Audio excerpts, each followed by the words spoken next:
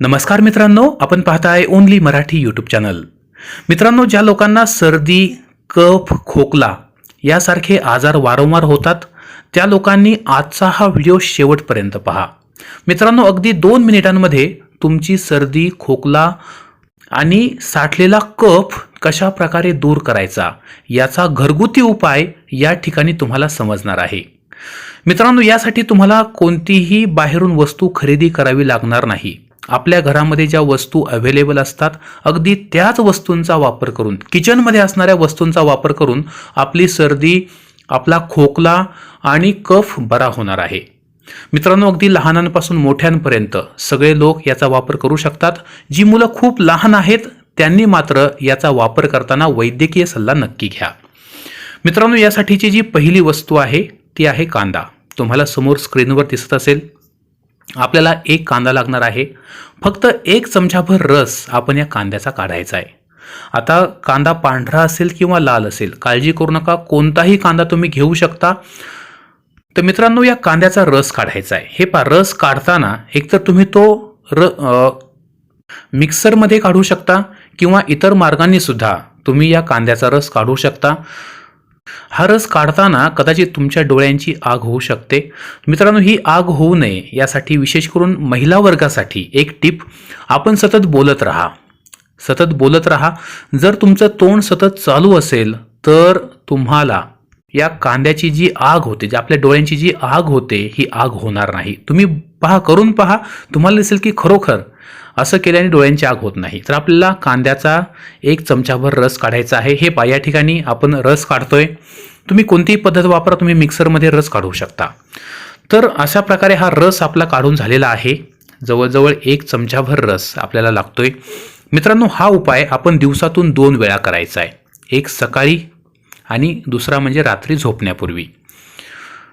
ज्यांना ॲलर्जिक सर्दी आहे, म्हणजे सर्दीची ॲलर्जी आहे, अशा लोकांनी सतत जर 3 ते 4 आठवडे हा उपाय केला, मात्र सलग करायला हवा, दररोज करायला हवा.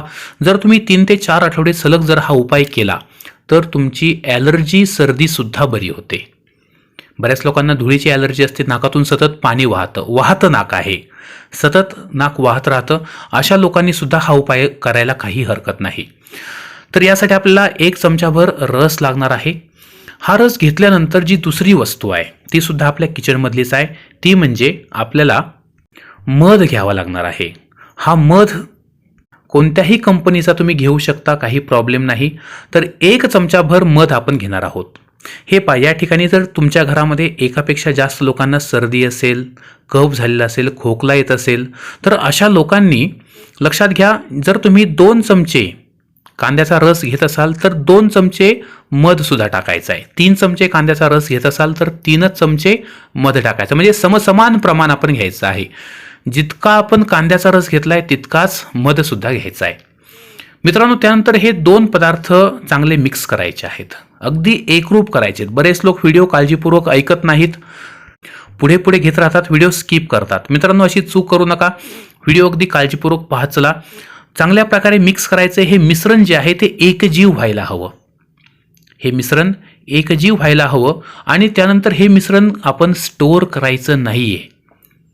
मिश्रण स्टोअर करायचं नाही, त्याचा तात्काळ वापर करायचा आहे. जितक्या लवकर तुम्ही वापर कराल, तुम्ही हे मिश्रण चाटून खाऊ शकता. हे मिश्रण चाटून आपण खायचं आहे. असं केल्याने मित्रांनो तुमची सर्दी, कफ आणि खोकला हे आजार बरे होतात. हा एक घरगुती उपाय आहे. एक महत्त्वाची गोष्ट मी सांगितलं, हे साठवून ठेवू नका. म्हणजे काही जण फ्रीजमध्ये ठेवतात आणि मग वापरतात, किंवा तसंच हे मिश्रण ठेवतात आणि मग अर्ध्या तासाने, पाऊण तासाने वापरतात. मित्रांनो, एकतर कांदा ही एक अशी वस्तू आहे की जी नाशवंत आहे, त्यामुळे तिचा रससुद्धा जास्त काळ टिकणारा नाही. त्यामुळे त्याचा वापर आपण लागलीच करायचा आहे. तर मित्रांनो, अशा प्रकारचा हा आयुर्वेदिक घरगुती उपाय नक्की करून पहा.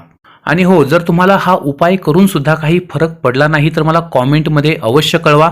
यासारखेच अजून काही व्हिडिओज, अजून काही घरगुती उपाय, आयुर्वेदिक उपाय, होम रेमेडीज आम्ही तुमच्यासाठी सातत्याने घेऊन येत राहू, जेणेकरून आपलं आरोग्य नेहमीच चांगलं राहील. तर मित्रांनो, हे नवीन वर्ष आपणास आरोग्यदायी जावो याच आपणास हार्दिक शुभेच्छा. Happy new year. धन्यवाद.